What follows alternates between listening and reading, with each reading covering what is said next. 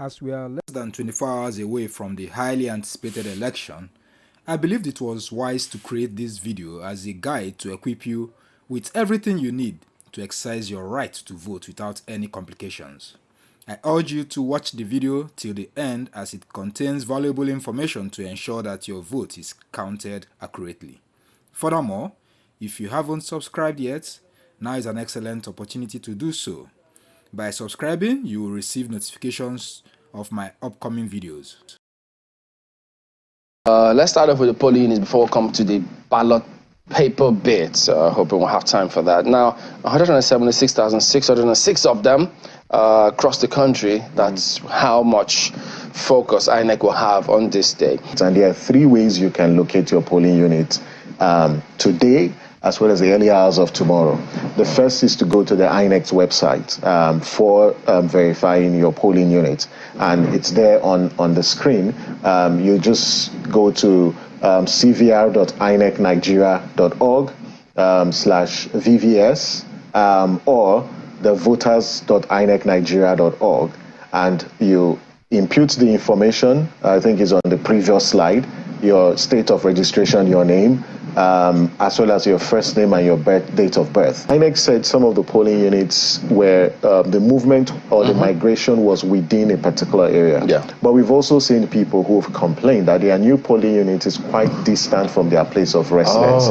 We advise voters, if the new place where you've been migrated is far from your place of residence, due to restriction of movement, we advise you to do two things. One, if you have any friend or relative close to the polling units where you've been moved, can you spend the night there? And where you don't, just take the risk tomorrow morning, early in the morning, try to access that. Early?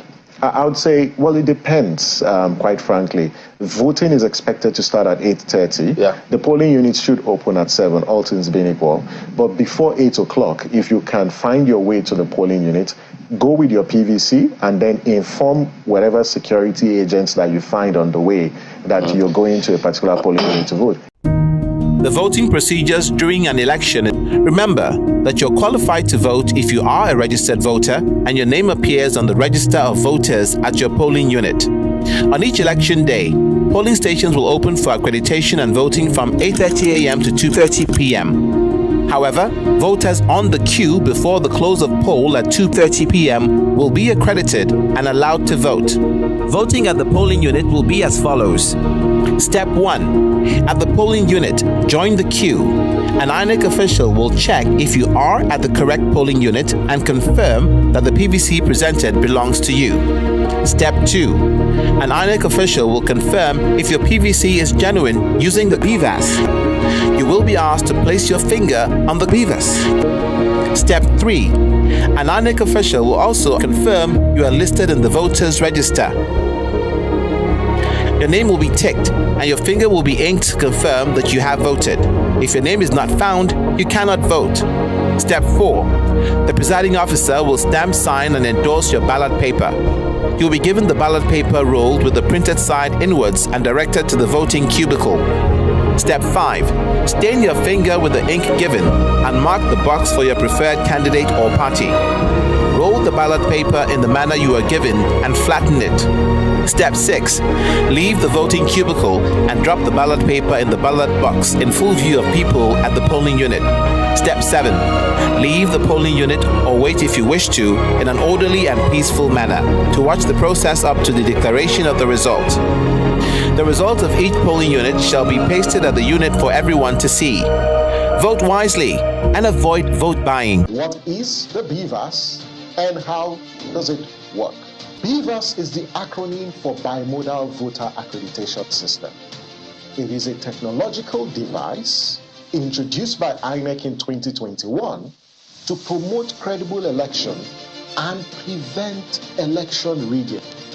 It replaced the smart card reader and the Z-pad used in previous elections. The 2022 Electoral Act gives INEC the power to use any technological device for aspects or components of our electoral process. The BVAS is the technological device prescribed by INEC for voter accreditation Now, the BVAS is used for three major activities. First, during voter registration, the BVAS serves as a voter enrollment device used to register voters. So during the CVR, the BVAS was used to register voters. On election day, the BVAS is used to accredit voters before voting.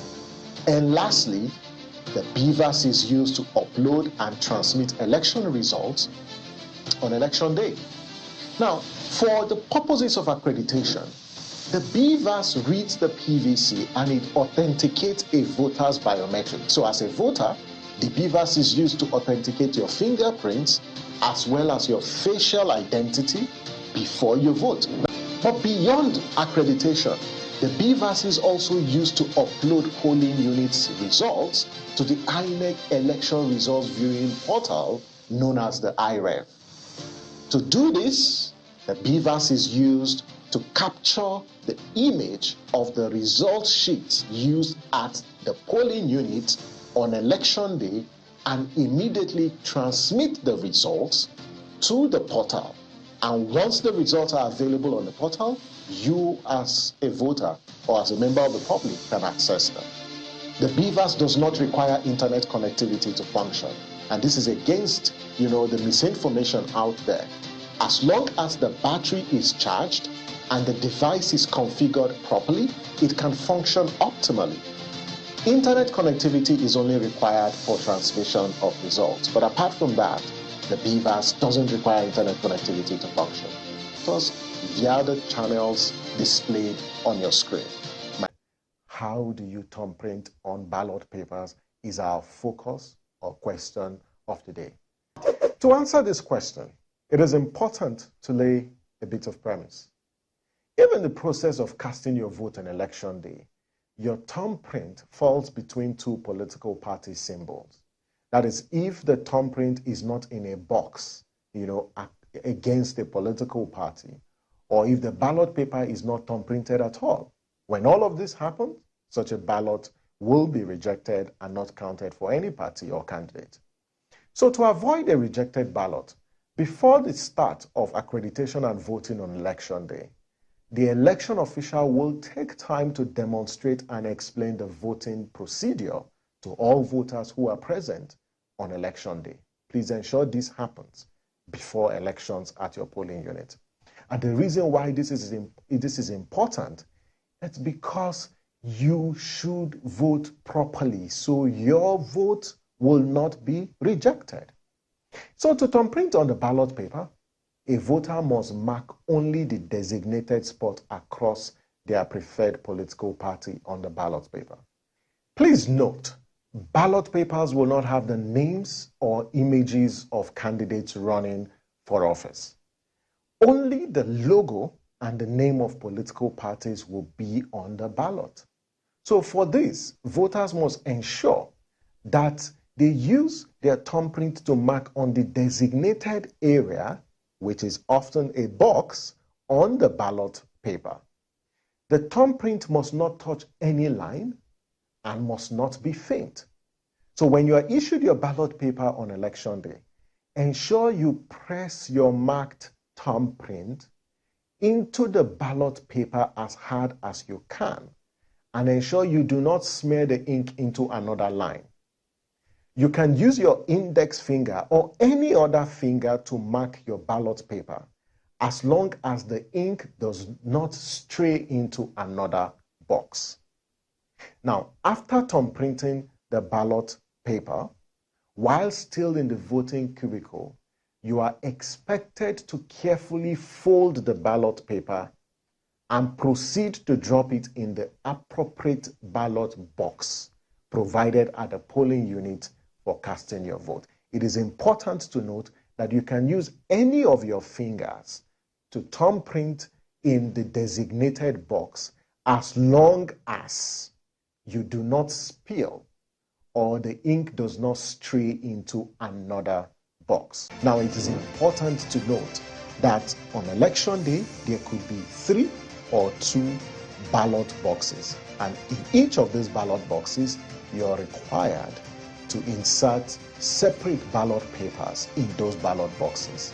But note, to fold the ballot papers carefully so that your thumbprint will not smear or will not spill and taint or stain the ballot paper in a way that it makes it difficult for the presiding officer to determine the choice that you have made on your ballot paper. What do citizens do tomorrow to ensure that voting doesn't take place in their polling unit? Fantastic question. First, please do not allow anybody accredit you without the BVAS. Please ensure you are accredited with the BVAS. And this morning, I saw the INEC officials speak to this. The second is, please, before accreditation of voting starts tomorrow, verify that in the fields for accreditation on the BVAS, it is 0. The third one, which is the most critical, is after voting has been concluded, in the course of recording the results on the result sheet, and I think we would look at the result sheets in a short while, please watch, be vigilant, so that the figures that the presiding officer would record on the result sheet for accredited voters is the same with what is on the BVAS. The source of that information should be the BVAS and no any other source. And lastly, tomorrow across the country, you will be entitled to 3 ballot papers. Please don't collect or receive any other amount of more than 3 ballot papers. One will be for the presidential, second for the national Senate, and the third one for the House of Reps, including those who are in the FCT, because we in the FCT will be voting for a senatorial as well as the House of Reps members. Because if you have more than 3, then it will amount to overvoting, and the consequence is the votes for that particular polling unit will be cancelled. If you look at the result sheets, first, for every voter at the polling unit, the name of the result sheet is a Form EC8A. And please be vigilant to ensure that this is the result sheet that is deployed to your polling station. There are several information required for exactly. So this is a sample of the Form EC8A, which is the results for the polling unit. You can see the state constituency, your local government. These are delimitation information. But what is important is this information. You see the number of voters on the register. It will be on the voters register. Each polling unit will have a register of voters, and that register will be posted at the polling unit for you to check. And then the number of accredited voters. And to the earlier point, that's the column where the presiding officer will record. He or she would write the figures in that particular column. Please, only the figures on the BVAS should be recorded on that particular column for the number of accredited voters. Because if there is any error in recording that figure, it could lead to a cancellation of votes for that particular polling unit.